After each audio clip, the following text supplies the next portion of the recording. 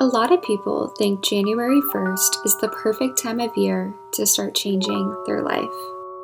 Well, I've tried that.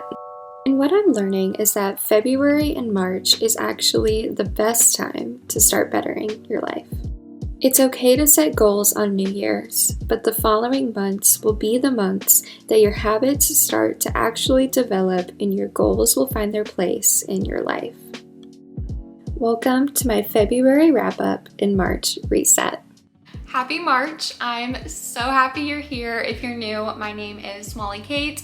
I'm a 24-year-old living in North Dallas. I have a corporate 9-to-5 job as a fashion designer, and I'm also an independent fashion designer on the side, as well as a new YouTuber. I'm creating fashion design and lifestyle content here on YouTube, and I'm really happy that you're here and you found my video today, because today's video is going to be a really good one. I'm taking you through my February wrap up / March reset. So I'll be talking through all the books I read last month, what I rated each of them, TV shows, podcasts that I liked, as well as my current favorite beauty and hair care products. So that's really exciting. I'll also be taking you through my goals for the month, both YouTube oriented and personal goals that I've set for the month of March. And this year I'm setting goals that are a lot more realistic and obtainable. So I'll be talking through how I set those.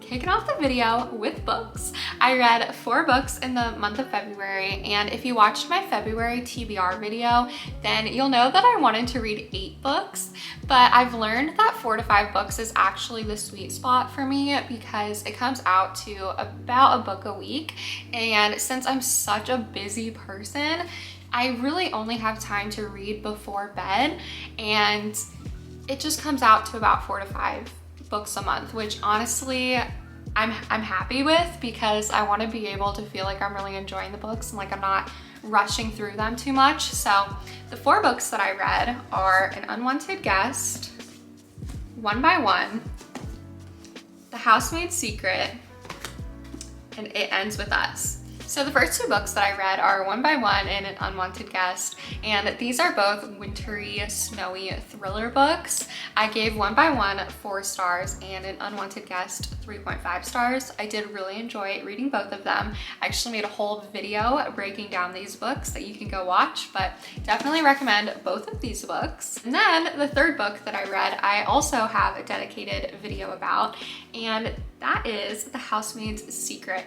And if you watched that video, then you'll know that I was very excited to read this because it is the sequel to The Housemaid, which was a 5-star read of mine in January and the book that got me into reading in the first place. So this book I gave a 4.5 stars because it wasn't as good as the first book, but I still loved it. So I'm very excited that this is out. This is honestly what made February so great for me, was this release coming out. So if you haven't read this yet, highly recommend. Okay, and then lastly for books, I feel like I'm gonna get a lot of comments about this one, but I finally read my first Colleen Hoover book. I read It Ends With Us, and I have just heard so much about her books, but up to this point, I've only ever read psychological thrillers / crime, murder mystery books, and this is not that. So I wanted to read a book that wasn't that. I wanted to try like a romance book to see if I would like it, and I actually really did.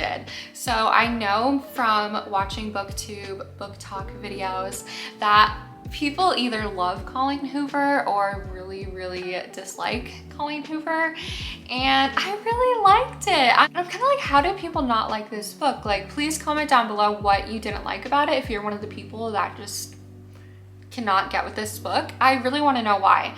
For me, I gave it a 4.75 stars, and the reason why it wasn't quite a 5-star read for me was because there were a lot of spicy scenes, and I don't think that's for me. I don't think I enjoy reading that.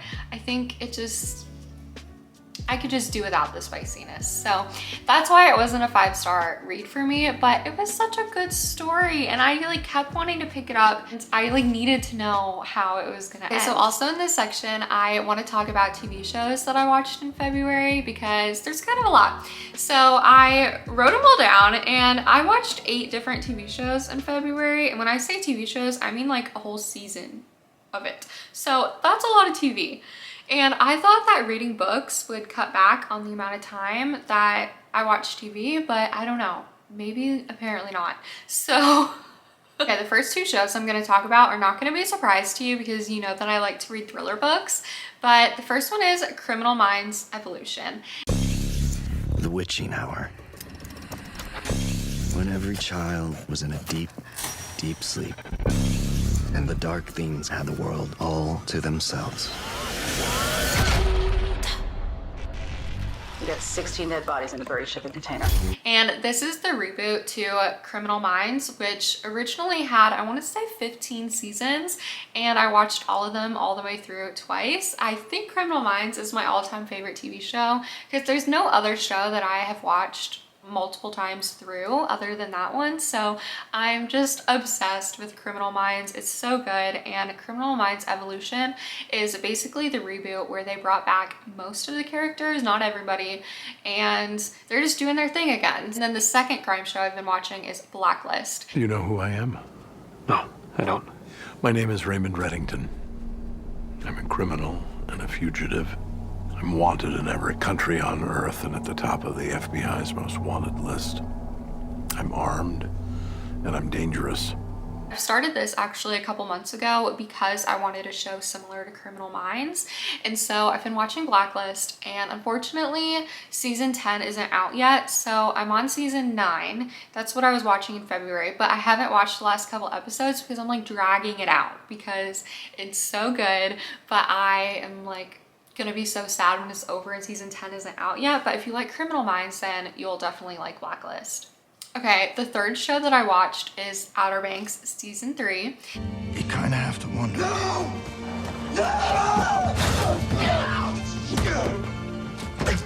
Was the treasure an escape?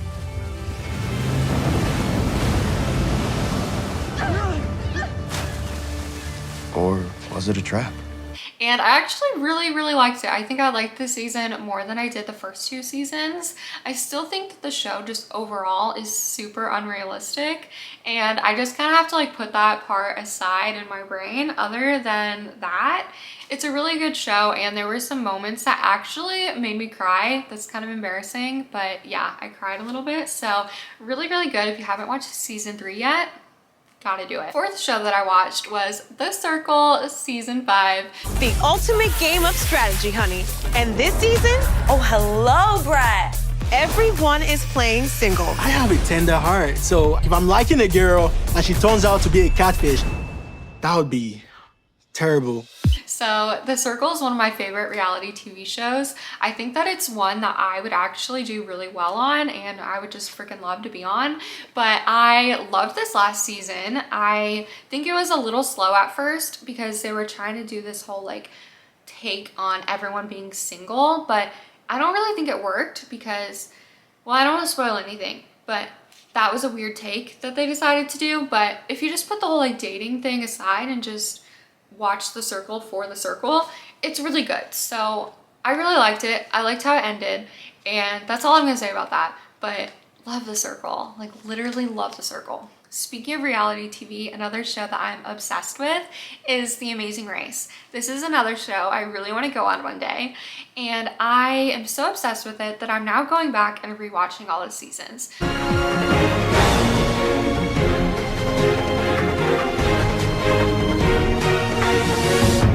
So in the month of February, I watched seasons 2 and 3. I watched season 1 in January, and something about watching the show back in like 2003 is so cool to watch because life was just so different then than it is now.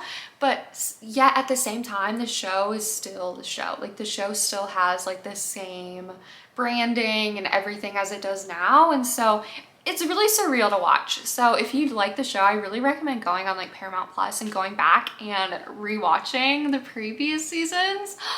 Also, I'm kind of like obsessed with some of the people that were on season 3. They were just so cool, and I needed to know like what they're up to now. So I kind of looked them up on LinkedIn. I know that's so creepy, but I needed to know like what's going on in their life now. Of course, now they're like 20 years older in a completely different place than they were then.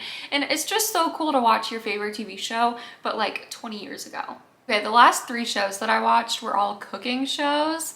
and I liked 2 of them. So the one that I really liked the most was pressure cooker. The second you hear that ticket print, you immediately go to, what am I firing next? And what I liked about pressure cooker was that even though it's a cooking show, which is not usually my vibe, it's also like reality TV because everyone lives in a house together and they're like competing against each other. And then there's also like politics that kind of come into it. Like they kind of vote each other off. And so sometimes they would like vote people off because of personal reasons and not even because of the food that they cooked. So it was kind of more of like a reality show than it was like a cooking show in my mind, but my husband and I both really liked watching that one, so that would be my favorite of the cooking shows. The second one that I liked was Cook at All Costs. Do luxury ingredients always make the best dishes? Or can humble items be transformed into a recipe for success? This is Cook at All Costs. So this one was basically like these mystery boxes come out and you can either like choose to spend your money on like the splurge box with like really expensive ingredients, or you can like save your money and get like grocery store budget ingredients, or in between is like a surprise and it would be something like really weird like chicken hearts or something, and then you have to cook a dish with whatever you have, and then you have to hope that there's money left over in your bank at the end to take money home. So it was okay. I really liked the first couple episodes, but then afterwards it just became like what I watched in the background while I'm like sewing or cooking or like doing whatever. I couldn't like sit through it and just watch it without doing something else. And then the last show I probably could have done without, but it was Snack versus Chef. 12 incredible chefs are about to compete in the ultimate showdown by facing off against some of the most iconic snacks ever created. And it was basically like all these like chef people come in and they have to like recreate famous snacks like Ho-Hos and Flaming Hot Cheetos and Twinkies and stuff like that. And my husband really liked it, like probably because that's like his diet, but I don't know. I was like, I didn't love it, but I watched it when he watched it. So that's all the TV shows I watched. That's kind of a lot, but that's my vibe. So next I wanted to talk very briefly about podcasts that I listen to. In the month of February, I have been like full on my YouTube grind. I'm really determined to grow here on YouTube and just make this a real thing. I've been listening to a lot of YouTube growth podcasts and these are my favorite. Very top of my list, the YouTube Power Hour podcast by Erica Vieira. Obsessed. She sits down and talks for like 45 minutes to an hour with different YouTubers and they just do not hold back. They just tell all about their journey, what they're learning, what they're struggling with, and it is just my all-time favorite podcast right now. I listen to at least an episode every day. So that's my current binge. And then the second podcast that I have been loving is also a YouTube and really just social media in general podcast. And that would be the Hey Jessica podcast by Jessica Stansberry. So she gives really, really practical tips and helps creators and influencers and people who want to become creators and influencers. And she just is so sweet and I love her personality. She's here on YouTube and I love her videos. Whenever I see one pop up, I have to watch it. And her podcast comes out every Monday, so that's been like my Monday listen. 2 other YouTube growth podcasts that I have been loving are The Full-Time Influencer by Tina Lee. She's new to YouTube, but she's actually an Instagram creator and she used to be a fashion designer, so I like have like a huge just soft spot in my heart for her because I'm like, oh my gosh, I want to be her one day, because she quit her corporate fashion design job to do photography on Instagram and now she does video content, and here I am at my corporate fashion design job, loving photography, loving Instagram, loving YouTube. So she's a huge role model of mine. I'm very excited for her YouTube journey.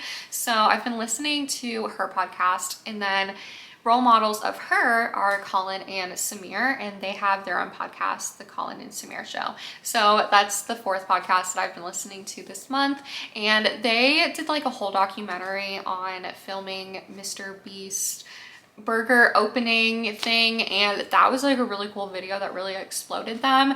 And they just have made amazing content for aspiring creators, and I'd say that their audience is more like male focused, so I feel like I don't listen to them as much, but I mean, I definitely still do because they have like really good tips. They're all of my YouTube growth podcast recommendations. And then I do have 2 other podcast shows that I've been listening to just for funsies.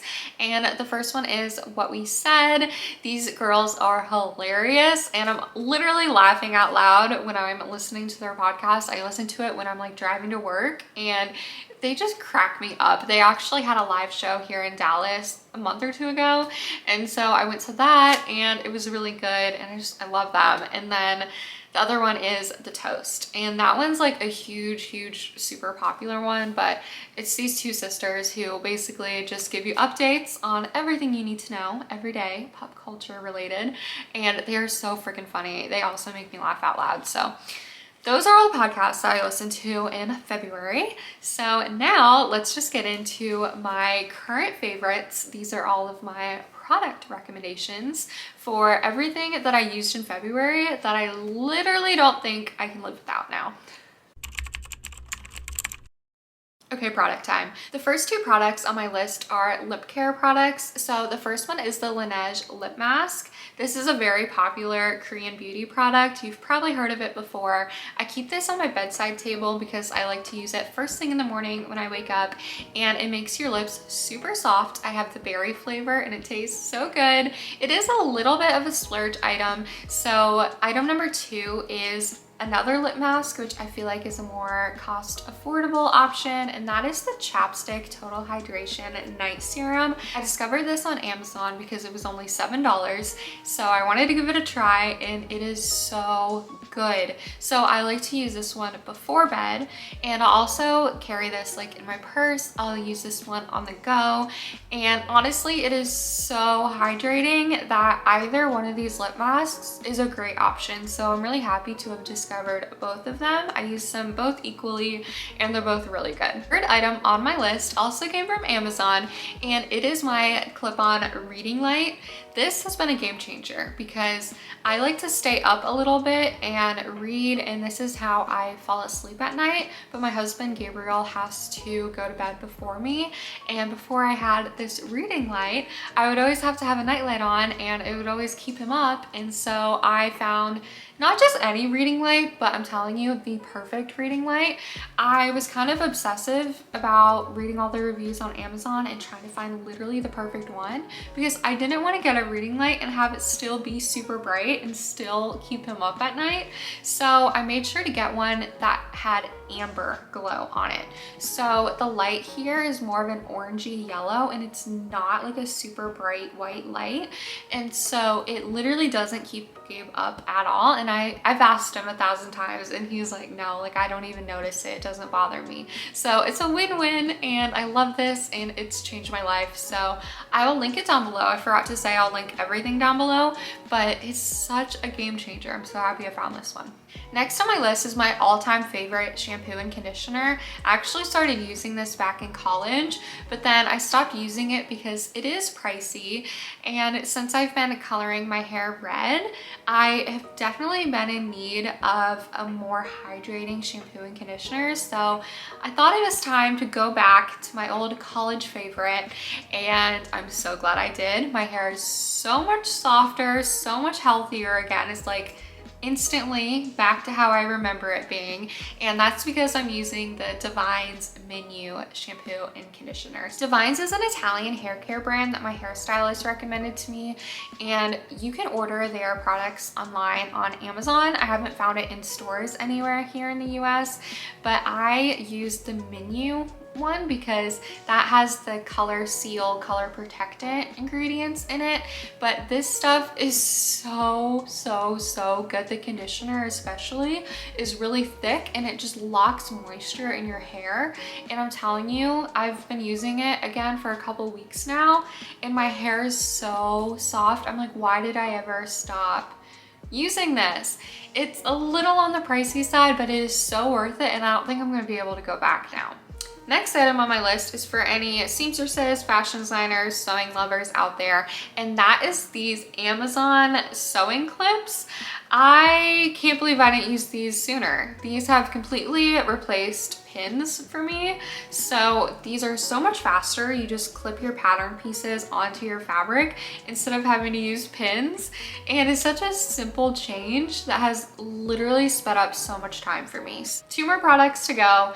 Next one is also a hair product, and that is the Eva New York City dry shampoo. I'm so picky when it comes to dry shampoo because the ones that I've used in the past are either like greasy, like it literally does the opposite of what you want it to do and it just leaves your hair feeling gross, or it's like super, super white and it doesn't matter how much you like rub your hair, it still looks like you have white gray hair. That's been my experience with dry shampoo in the past, but this one here is so good. So it's not super, super light to where you don't feel like it's doing anything, but it's not too much at the same time either. It's like that perfect balance of being substantial enough and it's able to rub into your hair nicely so you don't feel like there's any like residue left over, any like white, gray like color at all. So it's definitely invisible, and the scent is really nice. Like it just smells really clean, and it's just everything that you would want in a dry shampoo is in this one,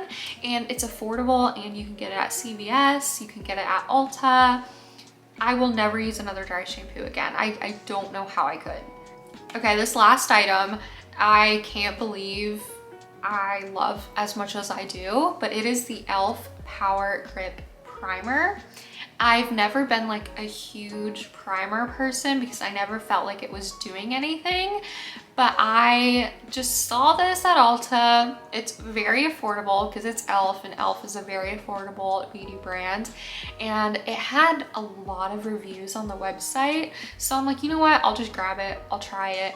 And the first time I used it, I was like, what the heck is this? Because it's super sticky, like super, super sticky on your fingers. And when you put it on your face at first, it's gonna feel like thick and just too much, and like, what the heck is this? Like what I would envision Elmer's glue to feel like on my face.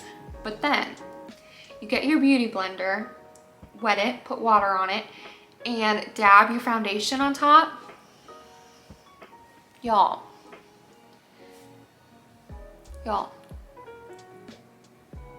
my skin literally looks flawless. My skin feels so light. My foundation has never blended into my skin as well as it is right now. It feels like I don't have any makeup on, and it literally just feels amazing. Like I feel like I have no makeup on. Like there's no stickiness, like there's no, I don't know what it did. I don't know what madness is in this. I'm so happy I found it. I'm so happy. I was looking like a little crusty cake before this, and I'm so happy. So that's why this segment of the video is here, for me to just literally share products that have been changing my life and making my quality of life better. I don't ever want to recommend anything that literally doesn't make me as happy as I am right now. So that's why they're here, and I hope you guys try them out if you're having any of the struggles I was having. And that's just what we do here. We just share what works for us. Kind of my mindset on goals this year is ease into it, give yourself grace, and be really obtainable and realistic, and that's how you're going to change your life. Previous years, I would make a whole bunch of New Year's resolutions right at the beginning of the year on January 1st, and then try really, really hard for about 2 to 3 weeks, and then I would just burn out and give up and revisit it again next January, and that's just really not sustainable. So what I did this year was, at the beginning of January, I gave myself some really high level goals, meaning I want to be healthier, I want to be more confident, and I want to grow on YouTube. So those are just 3 really broad goals that I knew I wanted to tackle this year, and then that really just allowed me to ease into my goals and really give myself grace, so that in January January I could slowly work towards those goals and see what those really entail. So there was no point in me saying, you know, I'm gonna walk 10,000 steps a day when I didn't even know how many steps a day I was walking normally. When I went in my walking app on my phone and checked, it turns out that most days I wasn't even hitting 1,000 steps, which is crazy because I work from home or I work in the office at a desk. Either way, I am not walking at all, hardly ever. And so really setting a goal of 10,000 steps is just way too much. So what I did instead was just tell myself in January, okay, I'm just gonna walk more. And then naturally, I just started to go on more and more walks throughout January, throughout February. And then slowly, as I started to check my steps every day, I realized that I got really close, if not above 5,000 steps every day. So now that tells me that I've slowly, gradually worked up to that. And so now I know for March what to aim for. Okay, so the first goal that I have for YouTube for the month of March is to get monetized. And that's really scary to say to the camera. It makes me really nervous, but I just have to keep saying it out loud to make it real. That would be a huge, huge step for me. And I feel like I'm seeing progress slowly on my channel, which has been great because I definitely haven't been rushing it.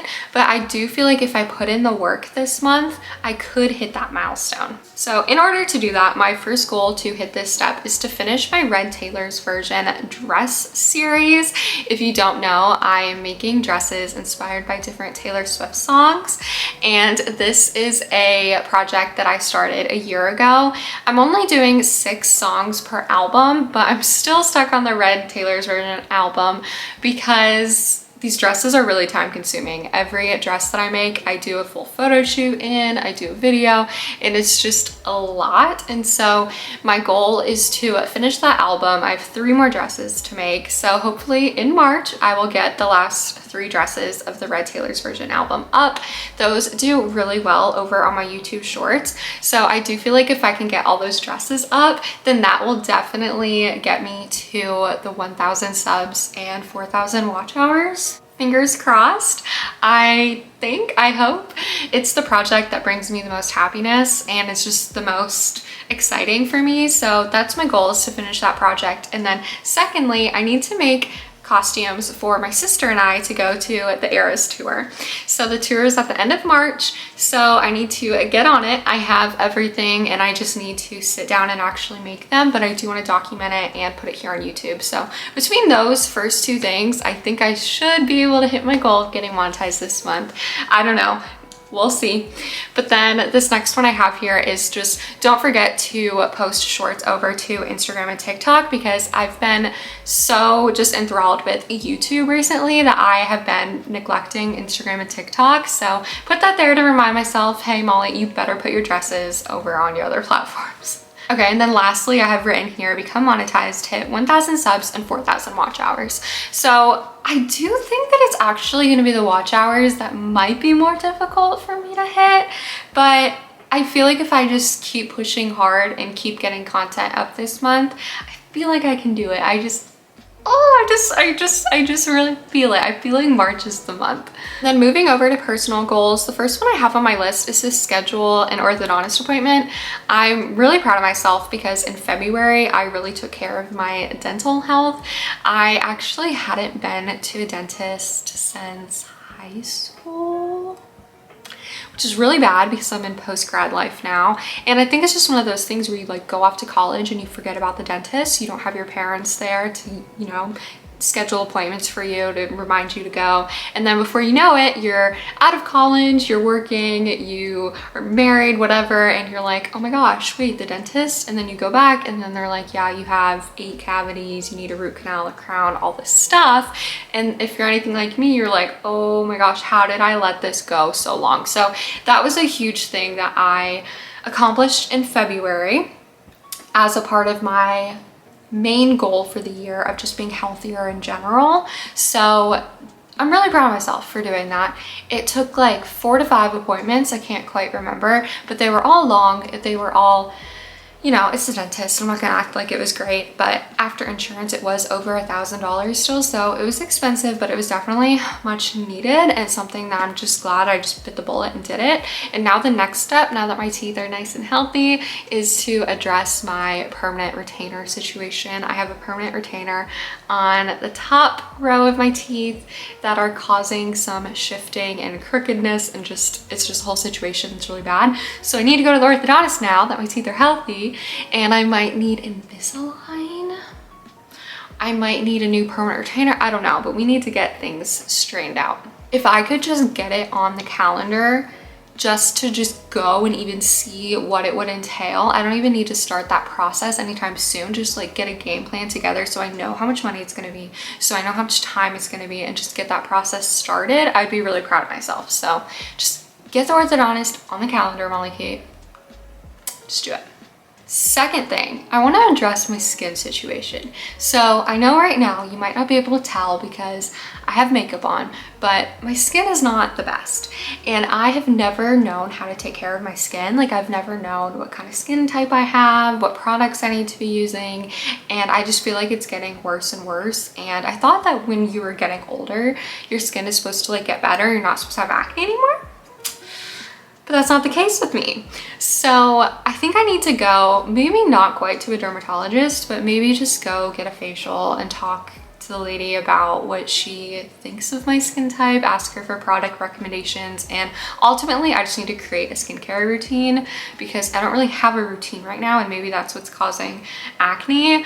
But I need to create a routine, and I really want to try Korean skincare products because I've heard that they're really good and I want to try them for myself. And so that's on my list for March, is something to explore, something to kind of figure out, and something to start.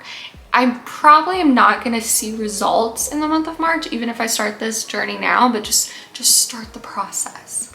Okay, the next one here says keep drinking water daily and going for walks. 5K steps a day would be an incredible improvement. So as you can see, I'm writing notes to myself very graciously. I'm telling myself, Molly Kate, you're drinking water every day. Go girl, I'm so proud of you. A year ago, you were not. So no matter how much water you're drinking a day, that's already more than you were doing before. And keep going for your walks. So going for walks is actually something that makes me really happy. It's something that brings me a lot of joy. It's good for my mental health.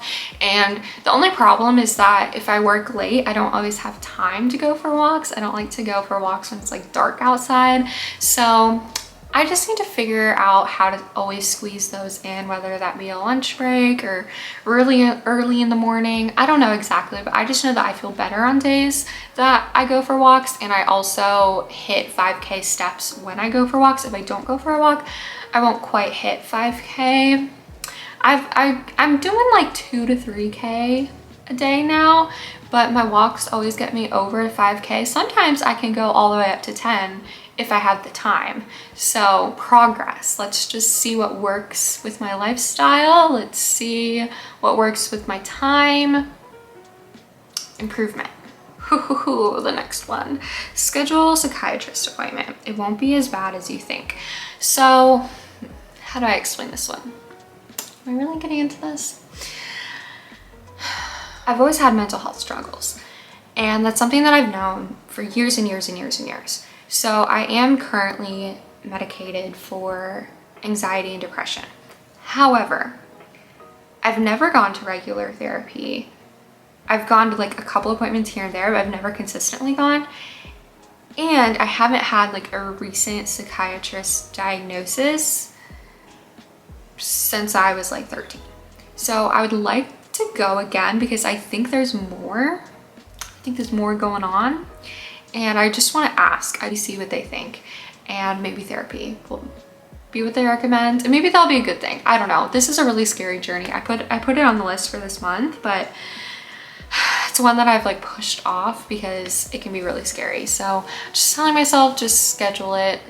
It won't be as bad as you think it is. I might actually do it online, like a telehealth video call. Maybe that will make it less scary.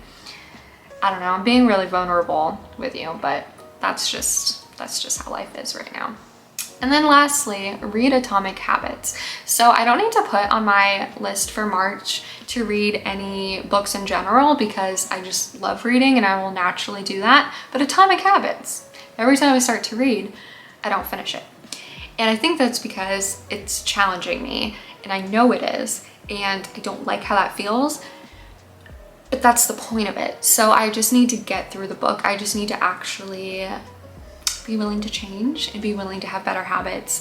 And I know it's not as fun as reading my like thriller murder books, but it's gonna help me in the end. So if I could read that book, wow, I would be like really proud of myself. I'd be really proud of myself if I did most of these things on this list. So those are my goals for March. Taking it day by day, guys. That's all you can do. So that wraps up my February wrap up / March reset. And if you enjoyed it, please hit the subscribe button and help me get one sub closer to my goal of hitting 1,000 subs this month. I really hope that I hit my goal. Fingers crossed, feel like I will, but you know, regardless, I'm just really proud of the growth that I'm making here on YouTube and really just excited about how fun I find this and how much fun I'm having making videos. I think this just is something that brings me a lot of joy. So really happy that you found my video today, and I hope you stay tuned for next time. Bye guys.